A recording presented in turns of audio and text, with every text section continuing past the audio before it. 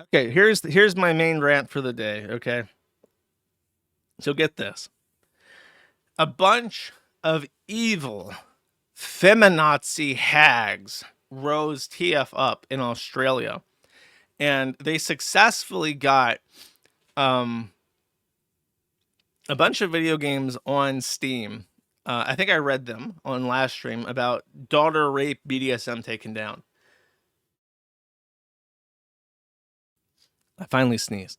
Okay, and so people rose TF up and they looked at this situation and they said, these Australian hags are able to take down our innocent artistic expressions, such as Daddy Dom BDSM Rape 7. This is an affront. And they managed to accomplish this by complaining to MasterCard. I got it. We'll yell at them on the internet. And so they rose TF up and they yelled at Collective Shout. They collectively shouted at Collective Shout. And they got all the evil feminists to private their Twitter accounts. Mission accomplished. Feminism defeated. Gamergate 2 a rousing success. And of course, everyone rushes to forget the actual issue. That the payment processors are out there, and a group of women filing complaints from Australia can dictate what American consumers can buy from American storefronts in the United States without any court order.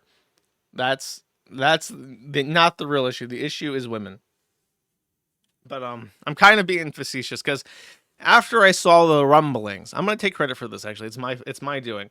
After I saw the rumblings and where this was going, I hastily went out to the Kiwi Farms, and I wrote a very concise, extremely concise explanation about how payment processors are the problem, and more specifically, there is an act called the Fair Access to Banking Act that is in the works in the United States Congress.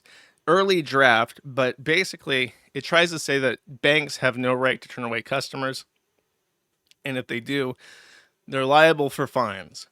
And to very shortly sum up what's wrong with this bill, it creates a cause of action mostly against banks, but payment networks and payment processors and the cards are the real problem. And I say that, but it's actually very hard to determine who makes what decisions because you're not entitled to any transparency whatsoever in regards to why you are turned away from a certain financial service. So the actual relief granted by the statute is you can complain to the Office of the Controller of Currency that you were unfairly debanked by this financial service. And to be clear, when I say debanked, I'm referring to a broad spectrum of censorship via financial services, not necessarily financial institutions like banks and credit unions. You can be debanked in air quotes by a card network that you are not actually willfully banking with.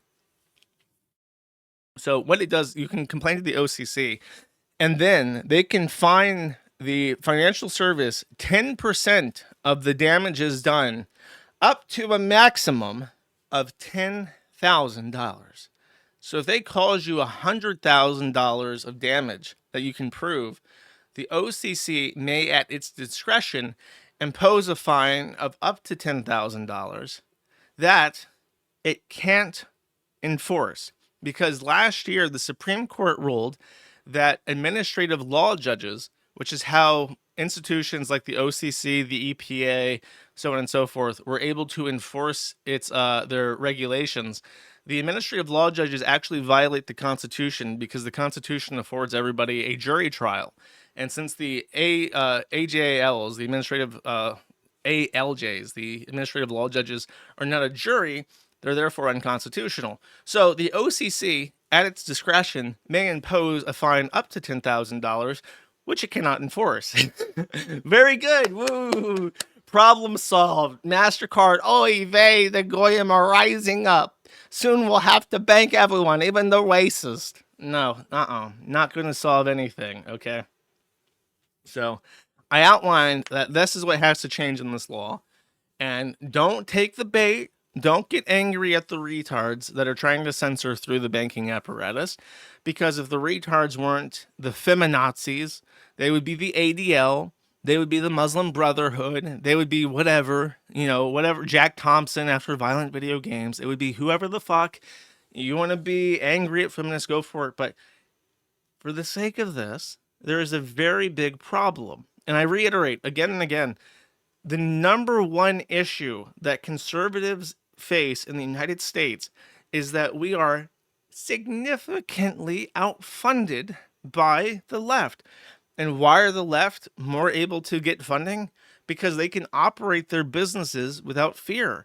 They can put advertisements on their websites. They can collect payments from anybody they want. I'm telling you that if I was able to accept payments for the Kiwi Farms from when it was funded to now, it would be a bigger site, it would be a better site, and I would be more well off. Because it's not just like the amount of money I've lost and lost opportunity.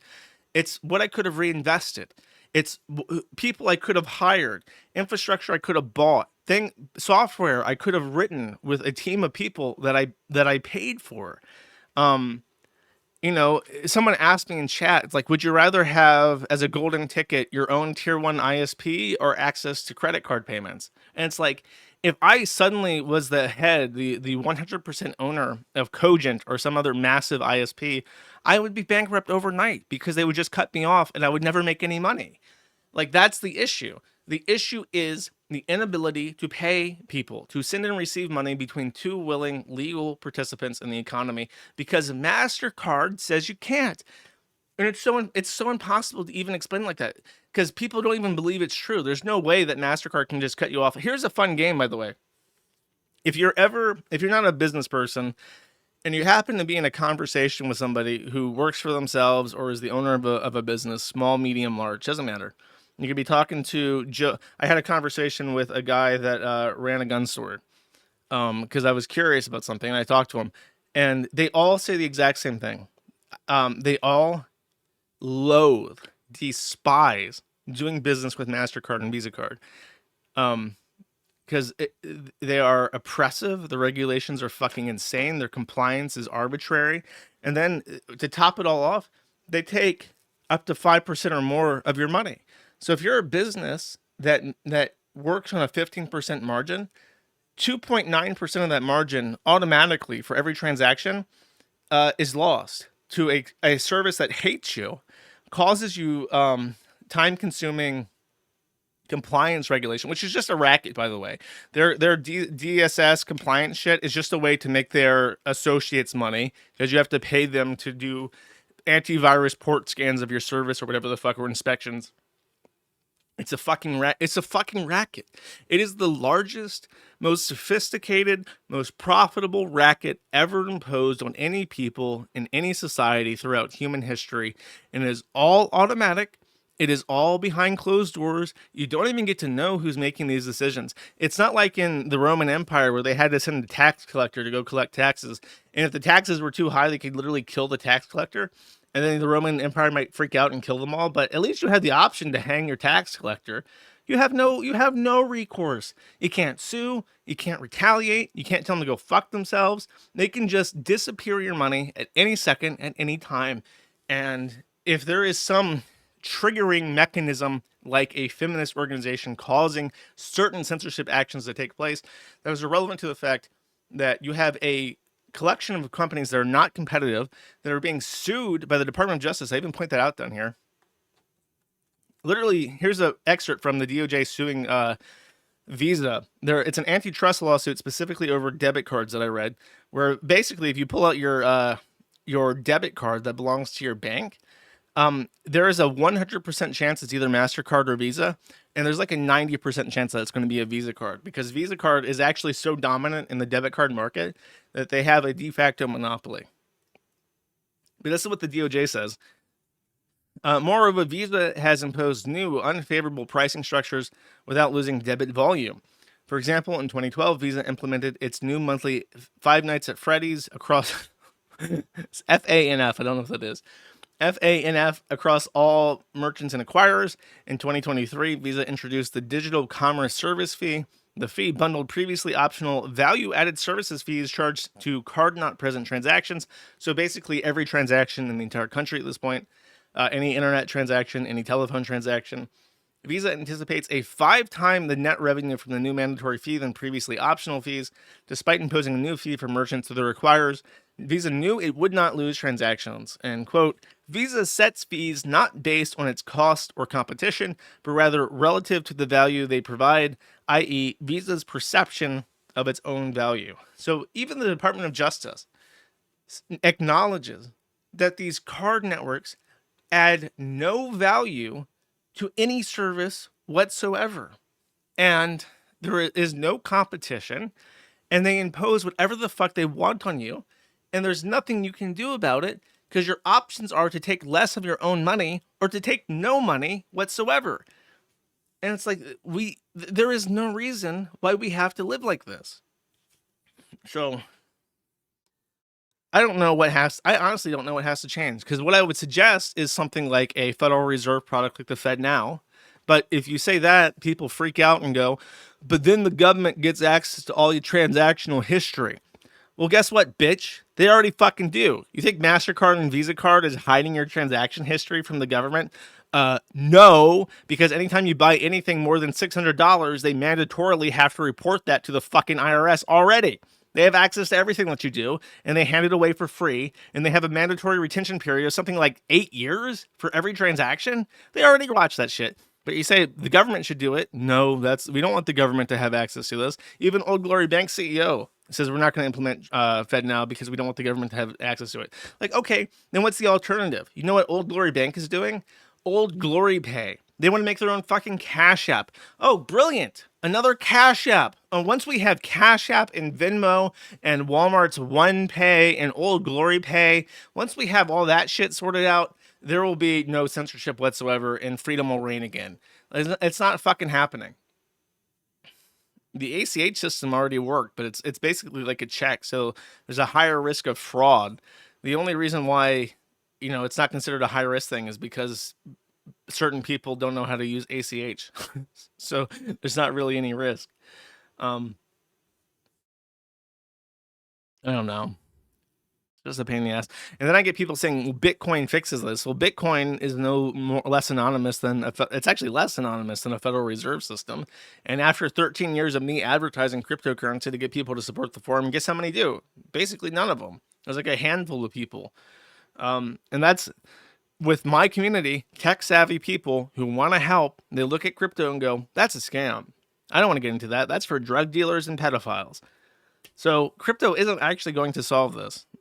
Supposedly, the cope is now that Trump is going to add stable coins, and stable coins are going to be our bank-to-bank money transfer system that is like the FedNow, but not controlled by the government. Maybe the stable coins will fix it.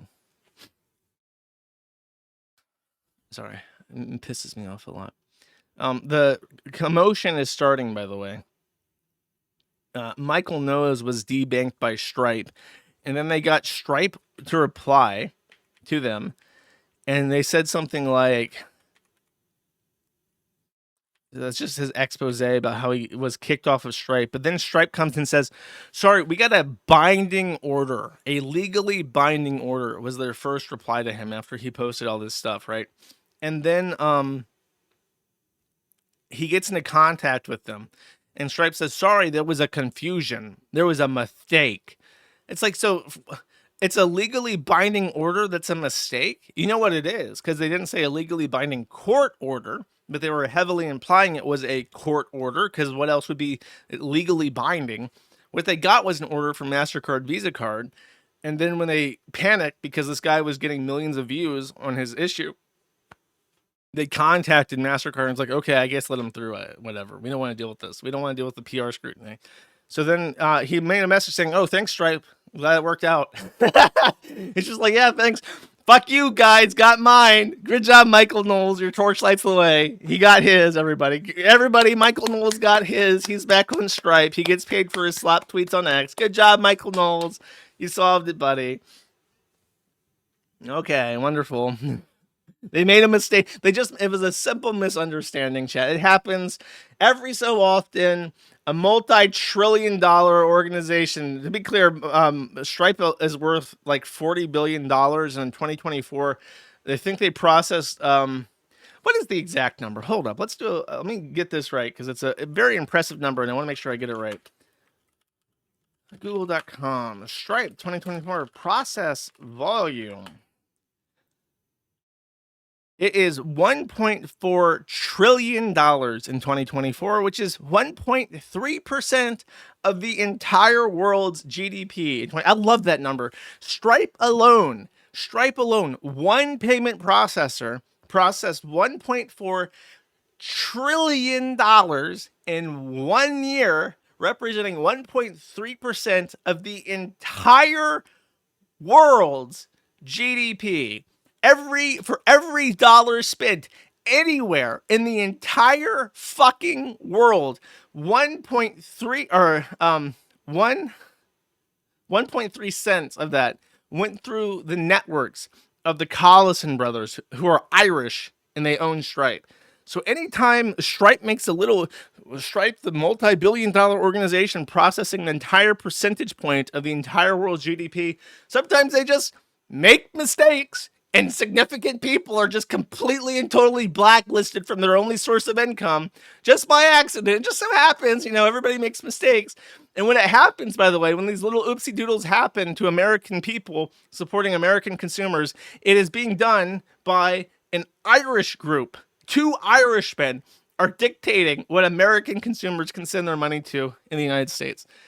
And I just don't understand how not everybody should hate them. There should literally be a violent mob outside the headquarters of these corporations calling for people's heads. Because how do you have a vice grip around your cock and balls that fucking heavy, that fucking painful, for that fucking long, and you're just like, I guess I'll just put an ice pack on it and deal with it. I'll just live like this for the rest of my fucking life. That's everybody in America. Everybody in the whole world. Just give me an ice pack, bro. I need some Bengay for the vice grip on my fucking cock and balls. Just everyone in the whole world, just not much we can do about it, such is life.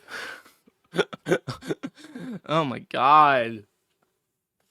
Can't stand it. And then now it's really getting serious. Not only are the daddy dom BDSM fetishists losing their harem of school children on Steam, Itch.io is losing their pornography games, and that's where all the heckin' wholesome, inclusive sex workers went to post their games. So now all the trannies are rising TF up because their porn is getting affected too. Your goon lights the way, trannies. Let's join up. I posted actually I didn't post this because it might have gotten me banned from Zitter, but I posted this. Here we go. Some edit of this basically. Oh, I have to verify that I'm human to post, to go to this wiki. Okay, I see. Oh, they have a nice whole wiki page for it on the Soyjack wiki. There we go. We're going to do it. We have to set aside our differences. Even the ACLU, by the way, Anna Valens, who was pro deplatforming Kiasha, posted an article on the Fediverse linking to the ACLU because the ACLU was petitioning MasterCard to stop debanking prostitutes because sex work is work. And now the literal fucking whores in the gutters are being the oldest profession, quote unquote, in the whole world. The actual gutter whores of the United States are unable to shake down their johns for a few dollars because they're being debanked by MasterCard. That's how deep the rot, the sepsis infection is in this economy, where even the bottom is being hit. Reminds me of something, by the way. I remember in the Boomer's favorite book, 1984, there was a very stark passage that I've always remembered where when I think his name is Winston, when he's describing the proletariat, which is like the underclass in the society, he says that the underclass was even allowed alcohol and even religion if it kept them pacified and quiet. And they could get away with a lot more than the ruling class could because it kept them busy and kept them out of trouble. And it's like, this is it. The ruling class is coming down on the proles and telling them no more gooning, no more daddy dom BDSM sevens, no more prostitutes. And finally the trolls are like, what the fuck? I was happy in my goy cattle shed awaiting slaughter, and now you've taken away my porn and my disgusting fetish material and my prostitutes. This is a fucking issue. Thank you for watching this clip. This is the CACA Welfare. Remember to like and subscribe.